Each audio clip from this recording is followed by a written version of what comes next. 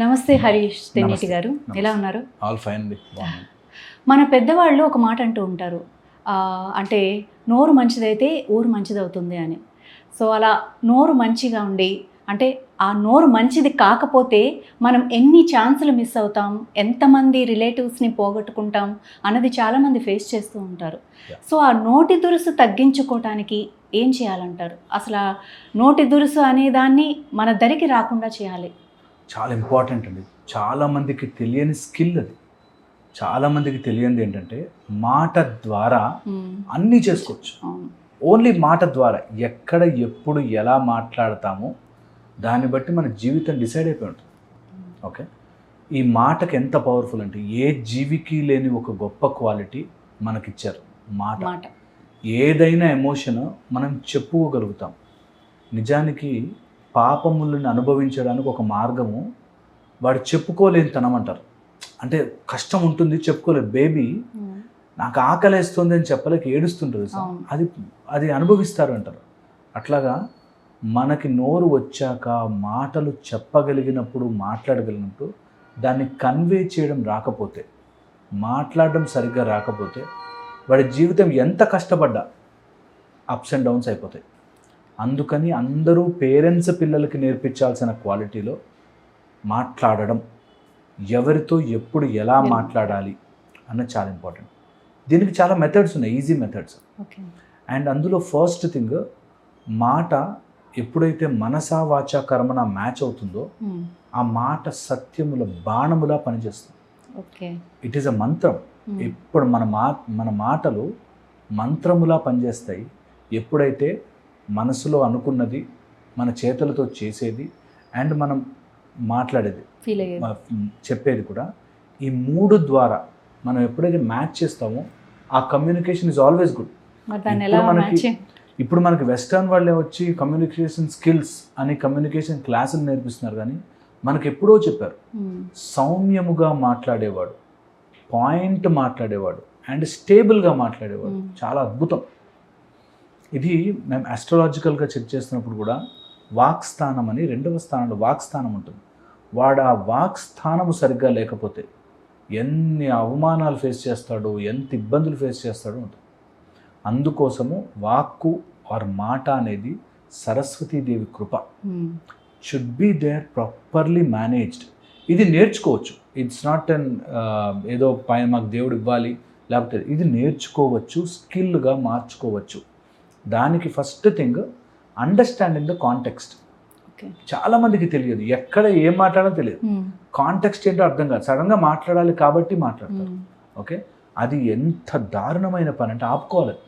ప్రతి వ్యక్తి ఇక్కడ నేను మాట్లాడడం అవసరమా, నా మాట ద్వారా ఏదైనా ఉపయోగం ఉందా, ఫస్ట్ ఈ అలవాటు ఒక 45 days 1 month ప్రాక్టీస్ చేయాలి.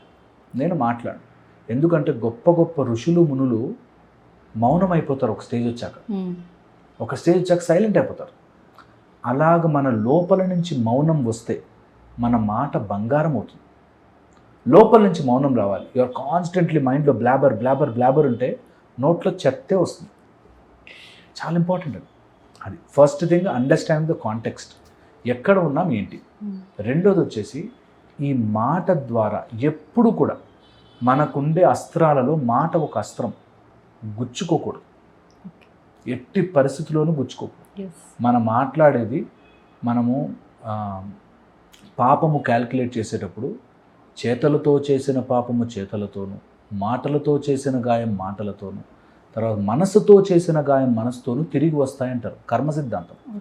అందుకని ఎవరినైనా మాటతో నువ్వు హర్ట్ చేస్తే తిరిగి వచ్చి తీరుతుంది. ఈ జన్మ నెక్స్ట్ జన్మ అనేది భగవంతుడి క్యాలిక్యులేషన్లో ఉంటుంది, కానీ వచ్చి తీరుతుంది అంతే. అందుకని బై మిస్టేక్ కూడా మన మాట ద్వారా ఇతరులని హర్ట్ చేయకూడదు. ఎందుకు, అది అస్త్రములాగా నువ్వు చూడగలగాలి. Very important. థర్డ్ వచ్చేసి ఎప్పుడైనా మాట్లాడుకోవాలి, ఎప్పుడైనా ఏదైనా చెప్పాలి అనుకుంటే అండ్ ఫిల్టర్ లాగా మన మాట హీల్ చేయాలి. మాటకుండే ఒక పవర్ తెలుసా. జనరల్గా కూడా మెడిటేషన్ చేసుకుంటే నేను బాగుండాలి, నేను ఆరోగ్యంగా ఉండాలి, ఎందుకంటే మన మాట, మన ఆలోచన, మన చెప్పేది ఇతరులని అలా నొప్పి తగ్గించాలి. చాలామంది మీరు గమనిస్తే డాక్టర్స్లో హస్తవాసి బాగుంటుంది అంటారు. ఆయన రాగానే ఏం లేదమ్మా అన్నాడంటే చాలు, సగం ధైర్యం వస్తుంది. సో అందుకని నీ మాట ద్వారా హీల్ అవ్వాలి. ఒక మనిషి దెబ్బ మానిపోవాలి. మనుషులకి తెలియకుండానే ఎన్నో గాయాలు ఉంటాయి ఒంటి నిండా. ఆ గాయము మనం రేపెత్తిచ్చేలాగా ఉండకూడదు, అది మానేటట్టుగా ఉండాలి. మనం ఒక సాల్ట్ నీరు పుండు మీద జల్లితే ఎలా ఉంటుందో అలా ఉండకూడదు. ఎప్పుడు వాళ్ళని సూదింగ్గా ఉండేటట్టుగా ఉండాలి. అండ్ మాట ద్వారా గొడవలు పెట్టి ఇతరుల చాడీలు చెప్పి లేకపోతే ఇక్కడ లేని వాళ్ళ గురించి మాట్లాడుకోవడం అనేది అన్ని రోగాలలోకి పెద్ద రోగం, చాలా చాలా డేంజరస్ రోగం అది. అండ్ ఎప్పుడైతే మాట వస్తుంది ఆర్ మాట గురించి మాట్లాడుతున్నామో, మాట మంత్రం అని 10 సార్లు అంటున్నాం కదా, ఈ మంత్రము బాణములాగా వాడుకోవచ్చు. నేను ఫర్ ఎగ్జాంపుల్ చెప్తాను, మీకు అర్థమవుతుంది. ప్రతి మాటకి ఒక మీటర్ ఉంటుంది. అంటే ద వే యూ ఎక్స్ప్రెస్. నేను ఎందుకురా అని భయంతో అరవచ్చు, ఎందుకురా అని కూడా అనొచ్చు. ఓకే, ప్రతి మాటకి ఒక ఎమోషనల్ మీటర్ ఉంటుంది. ఆ మీటర్ని కనుక అర్థం చేసుకోగలిగితే ఎలాంటి వాడినైనా తీసుకోవచ్చు. మేము ఈ కౌన్సిలింగ్స్ చేసేటప్పుడు లేకపోతే పర్సనల్ గొడవలు అయిన తర్వాత మాట్లాడేటప్పుడు చాలా టఫ్ ఉంటారు వాళ్ళు. ఎందుకు టఫ్ ఉంటుంది తెలుసా? వాళ్ళకి మాటని చెప్పడం రాక. అండ్ మాట అనేది విత్తనములా గుర్తుపెట్టుకోవాలి. ఒక సీడ్ నేను సిమెంట్ రోడ్డు మీద వేసాను అనుకోండి, మొలకెత్తదు. అలాగే మనం మాట్లాడేటప్పుడు ఎదుటివాడి మైండ్ సిమెంట్ రోడ్లా ఉంటే నీ మాట వేస్ట్. ముందు వాడి మైండ్ని ప్రిపేర్ చేసి వాడి మంచి ఎరువు మంచిగా వేసిన సాయిల్లా ఉంటే మన మాట విత్తనంలా పనిచేస్తుంది. అందుకనే భగవంతుడు శ్రీకృష్ణుడు కూడా ఎప్పుడు పడితే అప్పుడు చెప్పలేదు భగవద్గీత. నీకు అర్జునుడి నాడి చూసి నువ్వు కరెక్ట్గా ఉన్న చోట కరెక్ట్గా ఆ టైంలో ఏం చేయాలి అప్పుడు చెప్పాడు భగవద్గీత. లేకపోతే అప్పటిదాకా బావా అని పక్కన తిరిగినవాడు రోజు కూర్చుని చెప్పచ్చు. కానీ కురుక్షేత్ర సమయంలో అక్కడ ఉండగా అతని పరిస్థితి చూసి చెప్పాడు. అలాగా వెనెవర్ యు ఆర్ టాకింగ్, అవతల వాడి మైండ్ ఎలా ఉంది. ఈ మధ్య ఏమైపోయిందంటే ప్రతి వ్యక్తి మోటివేషనల్ స్పీకర్, ప్రతి వాడు స్టేటస్లో పాజిటివిటీని పనిచేసేవాడే. ఎంత పంచినా చెడు చేసేవాళ్ళు ఎందుకు పెరుగుతూ ఉంటారంటే their mind is not ready. నీ మాట అనే సీడ్ మైండ్ అనే మంచి నేల మీదకి చేరాలి, లేకపోతే ఆ మాట వేస్ట్ మాట్లాడు. అండ్ ఎప్పుడు మాట్లాడుతున్న మాటలో ఉండే క్వాలిటీ హైట్ చూసి మాట్లాడుతుంది అంటారు. మాట హైట్ చూసి మాట్లాడుతుంది. అంటే నాకంటే గొప్ప పొజిషన్లో ఉంటే వాడు ఏం తిట్టినా ఏం చేసినా ఆహాహా. నాకంటే చిన్న పొజిషన్లో ఉంటే వాడిని మన మాటలతోనే మనం ఇబ్బంది పెడతాం. నువ్వేంట్రా నువ్వేంట్రా. అండ్ ఫ్రెండ్స్ మధ్యలో కూడా ఒకడినెవరినో బకరా చేసుకుని అన్ని జోకులు వాడి మీదే వేసి వాడి మీద టార్గెట్ చేసేస్తారు. అది ఎంత దారుణమైన అలవాటు అంటే అది నెగిటివ్ దేవతల ఉపాసన అంటారు. నీ మాటని కంట్రోల్ చేసుకోకపోతే చెడు శక్తుల యొక్క ఉపాసన చేసినట్టే. జీవితంలోకి ఆవాహించుకుంటాం. ఇట్లా చాలామంది మాటని ఎంత రాంగ్గా బూతులు అండ్ నెగిటివ్, ఈ రెండు నా కర్మ నా బ్రతికింతే అని వాడికి వాడు శాపం పెట్టుకుంటూ ఉంటాడు. సో అందుకని మాట నోరు చాలా చాలా జాగ్రత్తగా ఉండాలి. మనిషికి ఇచ్చిన ఒక గొప్ప వరం నోరు. నేను ఇక్కడ ఎక్కడ మీకు స్టోరీలు చెప్పలేదు, ఎక్కడ మోటివేషన్ చేయడానికి ట్రై చేయలేదు. మాట యొక్క శబ్ద బ్రహ్మ యొక్క అద్భుతమైన లాజిక్ చెప్తున్నా. నీ నోటిలోంచి వచ్చే శబ్దము బాణములాగా విత్తనములాగా హీల్ చేసే మందులాగా పనిచేయాలి. ఇది ఒక్క స్కిల్ నేర్చుకోగలిగితే, ఈ ఒక్కటే స్కిల్, కమ్యూనికేషన్ స్కిల్లో ఈ ఒక్కటే. నించోవాలి, సరిగ్గా చేరేసుకుని కూర్చోవాలి, షేక్ హ్యాండ్ ఇవ్వాలి కాదు. నువ్వు ఉండగానే అబ్బా ఎంత బాగుందో, హాయిగా ఉన్నాడు, ఆయన మాట్లాడితే హాయిగా ఉంది అని అనిపించుకో. నీ లైఫ్లో అన్నీ సెట్ అవుతాయి. సో అందుకని మాట సరిగ్గా రావాలి. మాటను ఇన్ఫ్లుయెన్స్ చేసే 3-4 పాయింట్స్ చెప్పి ఎండ్ చేద్దాం. మాటను ఇన్ఫ్లుయెన్స్ చేసేది తెలుసా? మన ఫీలింగ్. ఆ ఫీలింగ్ని బట్టి మాట వస్తుంది. ఓకే, వీడు చీప్ వాడు అని ఒక ఫీలింగ్ ఉంది అనుకోండి, వాడితో ఒకలాగా మాట్లాడతాం మనం. అవును, కరెక్ట్. ఓకే, ఇట్లాంటి వాడే అని ఉందనుకో, వీళ్ళు దొంగలు రాబాయ్ వీళ్ళు అని మైండ్లో ఉందనుకో, వాడితో ఒకలా మాట్లాడతాం. సో నీ మాట ఫీలింగ్ బట్టి ఉంటుంది. నీ మాట నీ ఎమోషన్ని బట్టి ఉంటుంది. ఎమోషన్ అంటే నాకు ఆకలిగా ఉంది, ఇంట్లో అమ్మా తొందర పెట్టు అంటాం మనం. మన మాట కూడా ఎమోషన్తో అటాచ్ అయి ఉంటుంది. మనకు అప్పుడున్న ఎమోషన్ని బట్టి ఒకలా మాట్లాడతాం. అవును. ఓకే, సో ఎమోషన్ చాలా చాలా ఇంపార్టెంట్. Third, purpose. ఓకే. నేను మాట్లాడేది వాడు మ్యానిపులేట్ అవ్వాలి అని మాట్లాడుతున్నానంటే దొంగతనం, అది దొంగ బుద్ధి. అది నేను సత్యమే మాట్లాడతాను, నేను నిజమే మాట్లాడతాను. ఎందుకు అంటే నేను శబ్ద బ్రహ్మ యొక్క ఉపాసన చేస్తున్నాను, సరస్వతీదేవి నా నాలుక మీద ఉంటుంది, నేను చెత్త సుత్తి అబద్ధం మాట్లాడను అని ఎప్పుడైతే డిసైడ్ అవుతారో అది నిజంగా మంత్రములాగా పనిచేస్తుంది. చాలా చాలా ఇంపార్టెంట్, చాలా ముఖ్యమైనది. బ్రెయిన్లో కూడా ప్రీఫ్రంటల్ కార్టెక్స్, అమిగ్డిలా ఇట్లాంటి కొన్ని సెంటర్స్ నుంచి మనకు ఎప్పుడవో ఎమోషన్స్ తీసుకొచ్చి మన ఫ్రాంటల్ కార్టెక్స్ ద్వారా, బ్రోకా స్పీచ్ ఏరియా ద్వారా ఇవన్నీ సమన్వితమై వస్తుంటాయి. ఇది మాట్లాడుతున్నానంటే ఒక పిక్చర్ మైండ్లో వెలుగుతూ ఉంటుంది. ఆ పిక్చర్ని నాది అని ఎప్పుడైతే నువ్వు ఒప్పేసుకున్నావో అప్పుడు నీకు ఆ ఫ్లోలో వచ్చేస్తుంటుంది మాట.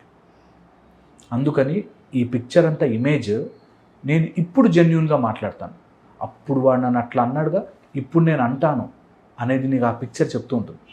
అందుకని ఆ పిక్చర్ని ఆఫ్ చేసి అది ఎప్పుడో జరిగిపోయింది, ఇప్పుడు జెన్యూన్గా నేను ఏం మాట్లాడగలను అన్నది కనుక మనం జెన్యూన్గా ఉంటే ఫస్ట్ గొడవ అవ్వచ్చు, సెకండ్ గొడవ అవ్వచ్చు, థర్డ్ టైం మీరు వేస్ట్ అనుకోవచ్చు, బట్ తెలియకుండానే మీలో అనంతమైన శక్తి మార్పు వస్తుంది. ఇది everyone should try, everyone should practice. ఒక్కసారి ఇది వస్తే నీకు ఏ జపము తపము పూజ వ్రతం ఏం అవసరం లేదు. అట్లా నువ్వు కూర్చున్న చోట అన్నీ జరుగుతాయి, నిజంగా జరుగుతాయి. నేను ఏది మ్యాజికల్ చెప్పట్లే, మాటని మంత్రముగా వాడుకున్న వాడికి శక్తి ఉండి తీరుతుంది. అది నిజం, నిజం, సత్యం. అండ్ సత్యానికి ఉండే పవర్ జన్మలు మీరు ట్రై చేసినా కూడా మారదు, అంత గొప్పది. టాక్ ట్రూత్, వీడు చెప్తే నిజమే చెప్తాడ్రా బాబు అని అనిపించుకో. మార్కెట్లో ఎక్కడ లేని డబ్బు నీకు పుడుతుంది, మార్కెట్లో ఎక్కడ లేని పేరు నీకు పుట్టుకొస్తుంది.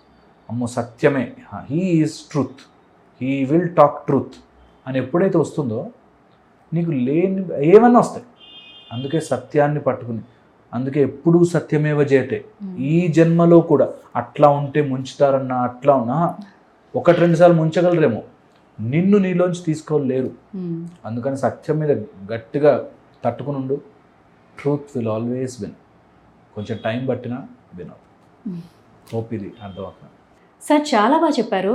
కాకపోతే ఇది వింటున్నప్పుడు కోర్స్ చాలాసార్లు మనం ట్రై చేయొచ్చుకోవడం, ఎందుకంటే మీరు చెప్పింది మంచే, కానీ కొన్ని సిచ్యువేషన్లో ఇది మనకి వర్కౌట్ అవుతుందా అనిపిస్తుంది. అంటే ఒక హెవీ సిచ్యువేషన్ లేదా ఒక మంచి పీక్స్ గొడవ, అలాంటప్పుడు ఇవన్నీ మనకు గుర్తురావు కదండి.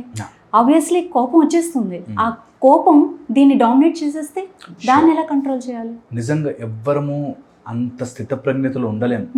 ఒక్కోసారి మాట వస్తుంది, ఒక్కోసారి బాధ పెడతాం, ఒక్కోసారి బాధపడతాం, ఒక్కోసారి నోట్లో అది ఉండలేక అనేస్తాం. అనడము అనేది మనం బలవంతంగా ఆపుకొని లోపల తిట్టుకోవడం కాదు. నేను అంటుంది ఏంటంటే, వాడెవడో మనకు అవసరం ఉంది, రేపు పొద్దున్న డబ్బులు ఇవ్వాలి, అందుకని నా కోపాన్ని అణుచుకుని ఉన్నా, నువ్వు వాడు డబ్బులు ఇవ్వలేరు కాబట్టి తిట్టినా ఇక్కడ నీ మాట అనేసారు. సో వెరీ ఇంపార్టెంట్, మాట నువ్వు బయటకు అనేది కాదు, లోపల కూడా. Your language is your thought. మన ఆలోచన, మనము పంజాబీలో ఆలోచించాం ఎప్పుడు, మీరు ఎప్పుడైనా ఆలోచించారు? లేదు. మనం తెలుగులోనే ఆలోచిస్తాం. మన భాషే మన మనసులో ఉండే థాట్. ఒకవేళ అనాలనిపించింది అనుకోండి, కడుపులోంచి అంతా అనేసేసి లోపంచి అన్నా boss, that is not my intention, but I felt that. ఒక 4 సార్లు సారీ చెప్పినా సరే లోపల పెంచుకోవద్దు. అండ్ నెక్స్ట్ టైంకి ప్రాక్టీస్ దట్ ఏది వచ్చినా కూడా, anything that comes to me, that is నాకున్న సిచ్యువేషను, నాకున్న పరిస్థితి, నాకున్న ఎమోషన్ ప్రకారం చాలా బర్స్ట్ అవుతున్నా. ఎవ్వడో నాకు అప్పు లేడు, ప్రతి వ్యక్తి ఇలా బిహేవ్ చేయాలి. నన్ను ఒక భార్య చాలా ఇరిటేట్ చేస్తుందండి, నాకు ఎలా ఇరిటేషన్ వస్తుందంటే నాకు ఇంకా బూతులు తిట్టాలనిపిస్తుంది అన్నాడు అనుకోండి. వాళ్ళు ఇరిటేట్ చేయడము, నీకు అనడము ఈజ్ ఓకే. ప్రాబ్లమ్ ఈజ్ అది నీకు అలవాటు అయిపోయి, వాళ్ళు ఏమన్నా నువ్వు ఇరిటేట్ అయిపోయి, ఆమె ఎందుకు అలా చేస్తుంది అని, ఎవరు ఎలా బిహేవ్ చేశారో నీ రెస్పాన్సిబిలిటీ కాదు. చాలా ఇంపార్టెంట్ అది. నీ భార్య నీకు తగినట్టుగా ఉండాలి, నీకు నచ్చినట్టుగా మాట్లాడాలని ఎవరు అప్పు రాసి ఇవ్వలేదు, ఎవరు నోట్ రాసి ఇవ్వలేదు. అందుకని ఎవరు ఎలా బిహేవ్ చేసినా నువ్వు ఓవర్గా రియాక్ట్ అయ్యే హక్కు మనకు లేదు. నాకు కోపం రావచ్చు, నాకు బాధ వేయచ్చు. నేను మనసులో తిట్టుకుంటూ చేతకాని తనంగా ఉండద్దు. ఎందుకంటే ఎవడెవడు ఎలా బిహేవ్ మా నాన్నండి వేస్ట్ గాడు అందరికి ఇచ్చేసాడు, మా భార్య అండి ఇలా చేసిందని ఎంత అనుకున్నా వాళ్ళందరూ నీకు తగ్గట్టుగా ఎందుకు బిహేవ్ చేయాలి? అసలు ఎందుకు చేయాలి? ఇప్పుడు సృష్టి అంతా నీకేమైనా రాసిచ్చారా నోటు, నేను నీతో మంచిగానే ఉంటాను, నువ్వు నాతో మంచిగా మాట్లాడడం లేదు.